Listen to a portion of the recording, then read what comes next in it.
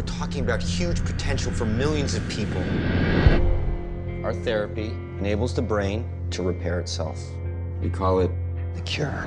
What the flick, everybody? Ben, Christy, Alonso. I haven't been this excited for a movie in some time. You've been talking about it for a while. I had the Planet of the Apes dolls growing up. Yeah, they were action figures. Sorry, whatever. Dude. Yeah, you're right, though. I should really say action figures.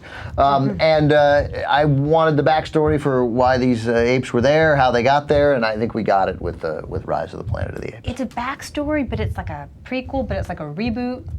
It accomplishes it all. Yes, it's a big ball of delicious. I want you to start testing on chimps ASAP. We test one subject. I want to make sure it's stable. I designed the 112 for repair, but Caesar's gone way beyond that. You mean increased intelligence? The skills that far exceed that of a human counterpart. Is this wrong, Will? It works. And what about Caesar? Where does he fit in? That chimp's company property. He hasn't spent any time with other chimps. They're not people, you know. You're trying to control things that are not meant to be controlled. James Franco is a researcher who's trying to cure Alzheimer's, and so he's been injecting apes with an experimental drug that makes their brains bigger and better. And a baby ape is born in the lab, and he takes it home and raises it as his own, and he becomes Caesar, who will sort of lead the ape revolution. And frankly, he has every right to be mad at the humans.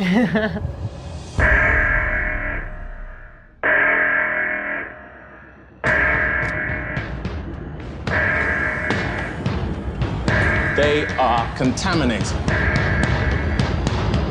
Put those apes down.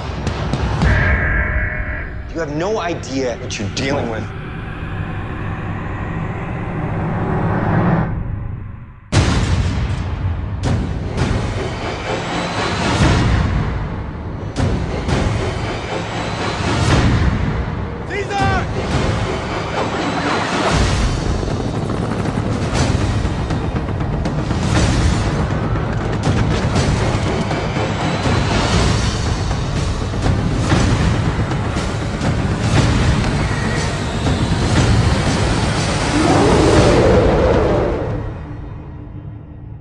Caesar goes from adorable to angry, but I thought always interesting. Always great character. This movie belongs to Andy Serkis, no question. He's so great. He's so great. But even when he, as a baby, it was it was anime, it was CGI when he was a baby, and it was good then too. It seemed to have sort of depth then, but obviously then Andy Serkis when Caesar gets to be a grown-up. Yeah, I mean the animation is probably the best I've seen since Avatar, you know, and I think they really haven't quite nailed how to do human beings yet.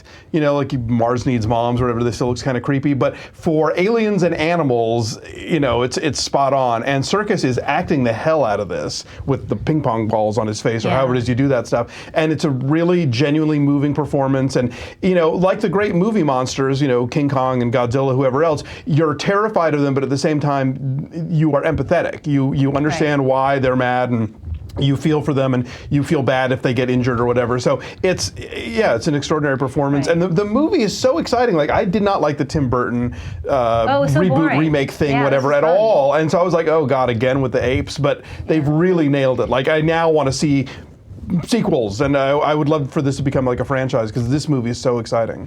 It is, and yet it lacks that thing that great science fiction should do, which it should, you know, be an allegory. It should shine a light on something. This, in any vague attempt to do that, it seems really disingenuous. The idea that, like, oh, they're talking about man's inhumanity or darker instincts or whatever, it's kind of BS. It's all about setting up, like, the apes attacking San Francisco and like clambering along the tops of cars in the Golden Gate Bridge. There's, it's all about you know, that. if you want to look for that stuff, there is science gone amok. There is, but he means well. It's for his dad who has Alzheimer's. I know, it's not an indictment. But there's also the whole thing about how we treat animals inhumanely, and messing with nature, and sort of I bought that, and the apes weren't. It seemed very glossy. It's a classic. He tampered in God's domain. They weren't destroying San Francisco. They were looking for freedom. They're just trying to get to Marin. That's right. Don't we all? It was freezing in San Francisco. And you know, by then there's a great prison break in the middle of this Yes. movie, like a fabulous one. And the Rupert Wyatt, who directed this film, did a movie a couple years ago called The Escapist, also with Brian Cox. That was a British sort of like And Joseph Fiennes, yeah, prison escape movie that was terrific, and he really brings what he learned on that movie to this one. So yeah, I thought that it weaves all of its threads together really well. I liked James Franco's sort of science babble, and you know, his caring about his father and caring about Caesar. Caesar's story, the larger story of you know, what's going to happen to mankind and what's going to happen to the apes. To me, it all worked. I was down for everything. Little Frankenstein in it, a lot of King Kong in it, and I was really, really moved for a long part of it. Like, I mean, like from a dog owner, from a concerned about. Did you see Project Nim? It would be a good double feature. A good double feature with yes. Project Nim, but I mean, I was very moved when Caesar sort of, as he grows up and he leaves James Franco, and whether it's right for him to be, and the mistreatment he gets with Brian Cox. I mean, I was stunned at how moved I was, and that's a tribute to Andy Serkis' performance, and that is where you get a little bit of the King Kong in it. And then this sort of wonderful homage to, without sort of being the way some of these reboots sort of go out of their way to pay homage to the original. I thought this one, I didn't think it went too far. I thought there were about 4 or 5 too many references to the original movie, because there's a lot of them. Cute. There's a lot of them. The one famous line, of course, is a little obvious. You know, that one, but there's a lot of little throwaways. There's an ape named Cornelia. There's the that wasn't necessary. there's like Charlton Heston on a TV at one that point. was, yeah, I got those. Even the guy named Jacobs who runs the lab, Arthur Jacobs, produced the original series. Oh, yeah. There were a lot of little shout outs. I give you, but like the line I thought was legitimate. Sure. And the hose, I thought that stuff worked. You know, the monkey named Bright Eyes. It was like, okay, I get it, movie. Stop. You know, like it's funny, but stop it. You know. And yet you loved it. I did. No, I did. That was a minor quibble, and then the fact that like Freida Pinto as the love interest /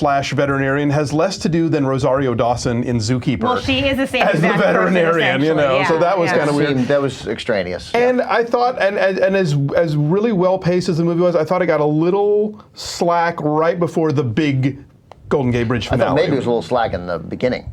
Really? I thought it took a little bit to get going, and then sort of in the middle part when you really started caring about Caesar. But man, did I start caring about Caesar. Totally. I was emotional during this movie. And John Lithgow was very good too, as far as providing Yes. gravitas as James Franco's father. But yeah, The Siege is a blast. It's totally ridiculous and so over the top, but really fun. And they make you crazy. root against human beings, which completely. is kind of amazing. Like the second that you see a horse, you know that Caesar's going to be on a horseback, like in slow motion, like leading all the other chimps to victory. I am Spartacus. Now, And if you like Rise of Planet of the Apes, I would say go back and watch Conquest of the Planet of the Apes, which is, in the original series, the prequel that goes back and explains how. That's the one with the school buses? It's the one that's filmed in Century City before it was open to the public, and it was like the city of the future. Is this the third one? It's the fourth one. Yeah, It's the the next to fourth. last one, yeah. Yeah, they're all worth seeing. They're Totally. They're a blast.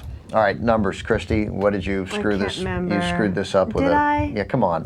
Where is what? Oh, I gave it a 6. You janked it down. I thought it was stupid, but fun. You're the me this time. 8.8. Yeah, that's about right. 9. It was really good. It's totally worth seeing. 7.9, but think of it as an 8. Please ignore me. Throw my score out. The Russian judge. He can talk, he can talk, he can talk, he can talk, he can talk, he can talk. I can sing. Ooh, help me, Dr. Zayas. Dr. Zayas, Dr. Zayas. Dr. Zayas, Dr. Zayas. Dr. Zayas, Dr. Zayas. Oh, Dr. Zayas. Dr. Zayas, Dr. Zayas. What's wrong with me? I think you're crazy. Want a second opinion? You're all so lazy. Dr. Zayas, Dr. Zayas. Dr. Zayas, Dr. Zayas. Dr. Zayas, Dr. Zayas. Oh, Dr. Zayas. Dr. Zayas, Dr. Zayas. Can I play the piano anymore? Of course you can. Well, I couldn't before. I hate every ape I see, from chimpanzee to chimpanzee. No, you'll never make a monkey out of me. Oh my God, I was wrong. It was Earth all along.